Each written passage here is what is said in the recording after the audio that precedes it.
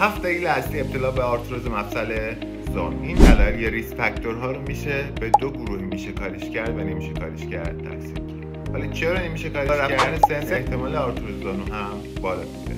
جنسیت: خانوما بیشتر از آقایون مستعد به این بیماری هست. ژنتیک: اگه در بستگان درجه یکیتون فردی دارین که درگیر این بیماری هست، پس شما هم مستعد به این بیماری هست. ولی این 4 ریسک فاکتوری که میگم رو میشه تغییر داد و با جلوگیری از اونا احتمال ابتلا به آرتروز مفصل زانو رو کاهش داد. 1. وارد شدن ضربه به زانو. هر ضربه، هر ترومایی که مفصل زانوتون رو شامل بشه، احتمال ابتلای شما به آرتروز مفصل زانو رو بیشتر می‌کنه. برای مثال عمل رباط صلیبی انجام بده باشید، مینیسکتون پاره شده باشه، سفتی کارتریج داشته باشید، گذرونده باشید و یا هر گونه شکستگی و یا دررفتگی در ناحیه زانو داشته باشید و غیره. اینها احتمال ابتلا به آرتروز زانو رو در دراز مدت خیلی افزایش میده. 2. خم و راست کردن بیش از حد و نابجای زانو.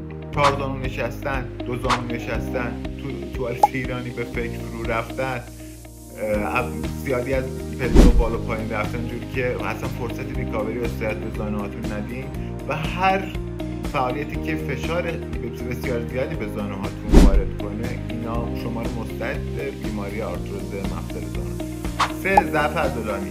برای مثال اگه عضلات 400 ضعیفی داشته باشید، میشه گفت بدن زانوبند طبیعیشو از دست داده و موقع حرکت فشار بیش از حدی به مفصل زانو وارد میشه و این شما رو مستعد به بیماری آرتروز مفصل زانو. مورد 4. اضافه وزنه.